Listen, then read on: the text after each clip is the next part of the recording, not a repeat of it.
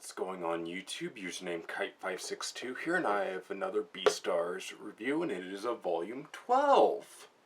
So now we are finally on to the new arc of Beastars, the high school dropout arc for Lugoshi. So first and foremost, we get a new character in this new manga volume arc of Beastars, and that's Yaya, the Beastar. Now, Yaya is a horse, black stallion, whatever you want to call it, and he's the main head Beastar right now. Kind of like, he really gives off a lot of Bruce Wayne kind of vibes. Kind of an undercover vigilante within this volume from what I've reread. And it was just an all-in-all nice introduction to this new character, but we don't just get one new character introduction, we get two. Yaya and the Merino Sheep 7. So I'll go into just some details about these characters within this review, but as always, these reviews will contain some spoilers, but not enough to ruin the experience for new readers. So anyway, as always, Beastars is written and illustrated by Paru Itagaki and published by Viz Media, so please support the official release of this manga. So anyway, on with the review.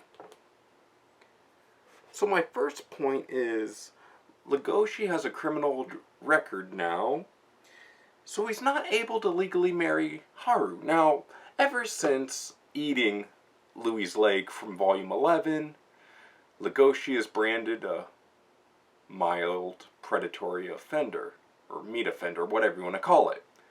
And that really doesn't give him any chances of getting a good job, because a lot of those places are ran by herbivores, and with the conflicts of carnivores and herbivores in the workplace, it doesn't look so brightly for our favorite protagonist.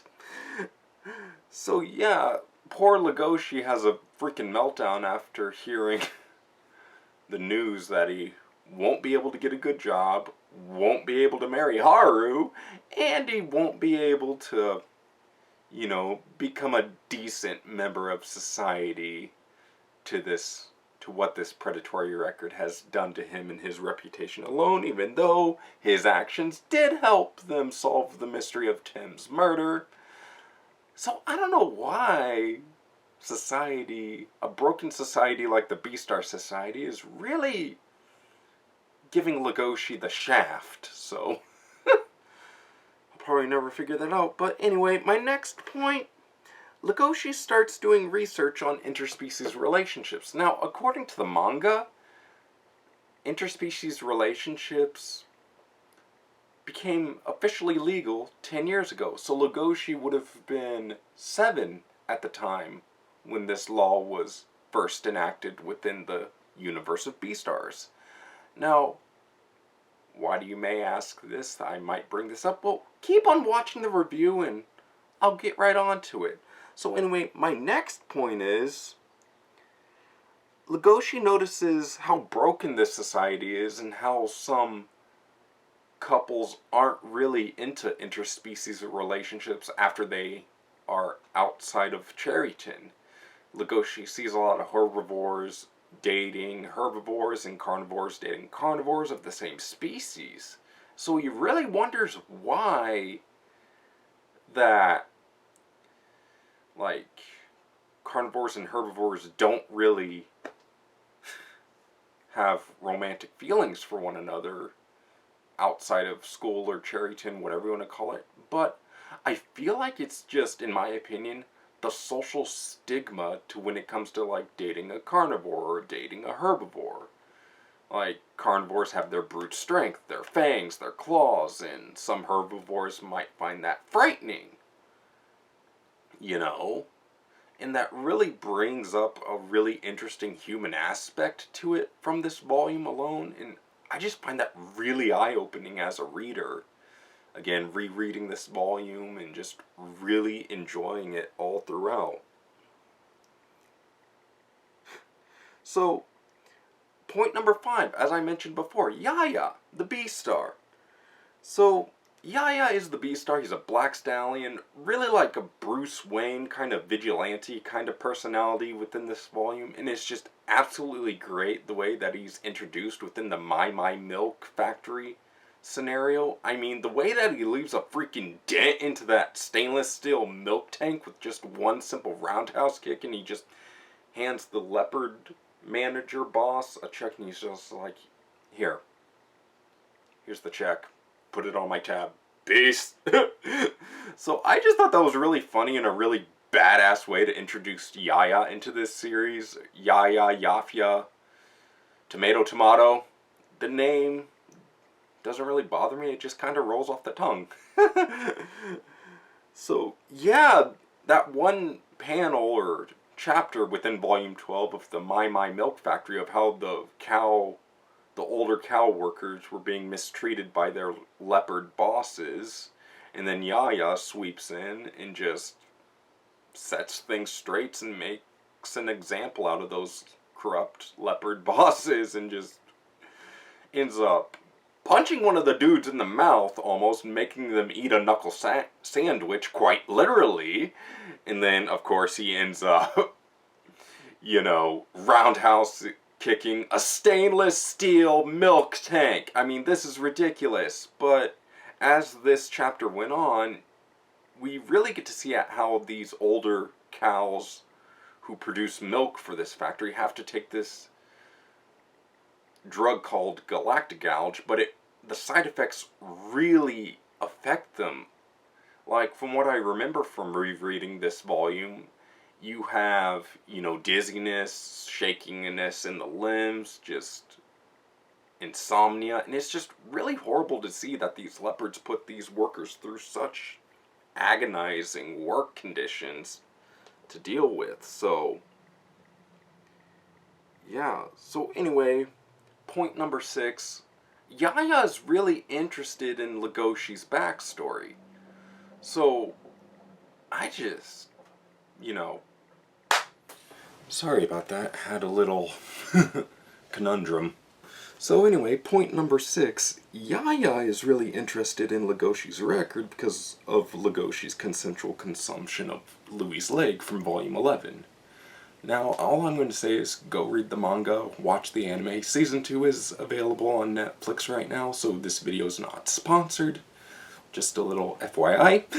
Go watch it. Good series. So anyway, point number 7. The character 7 is introduced, and she's an adult 29-year-old merino sheep who works at a carnivore sports center, or sports footwear center, whatever you want to call it. So, yeah.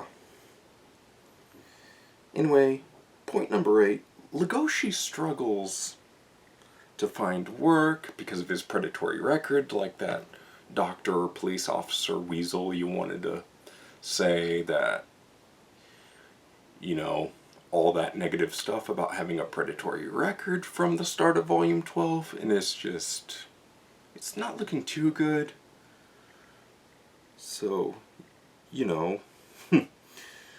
Lugoshi drops out of school and sees what the world can teach him outside of just Cherryton Academy regular academics.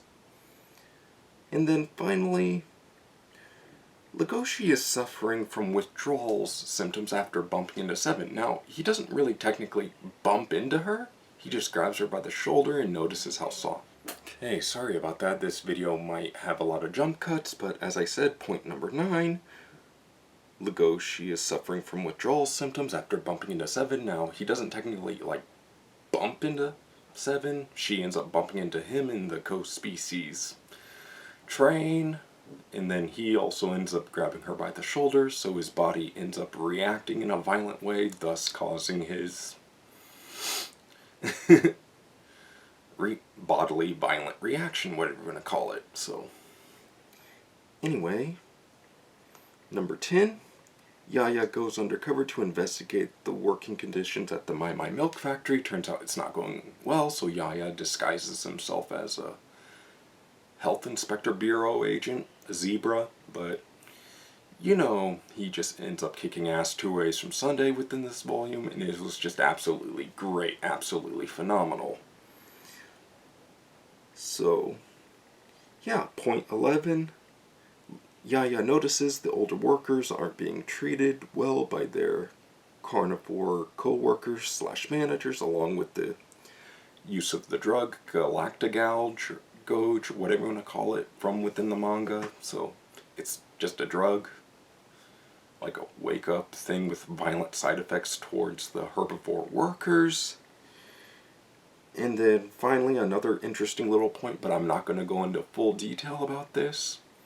So, point number 12, Gosha and Yaya aimed to become Beastars together, but Gosha fell in love with the Grey Wolf and had a child with her, and that's all I'm going to say. So, point number 13, I really enjoy this volume. We get to see a lot more new character introductions of Yaya, Seven, and then we get to see a little bit more backstory between Gosha and Yaya as teenagers, and the story just ends up blossoming from there. So yeah, this is Kite562 signing out. What was your favorite part from Beastars Volume 12? And before I go, I give this volume of Beastars an 8.7 out of 10. So yeah, this is Kite562 signing out, and as always, I hope you have a wonderful day, everybody. Later.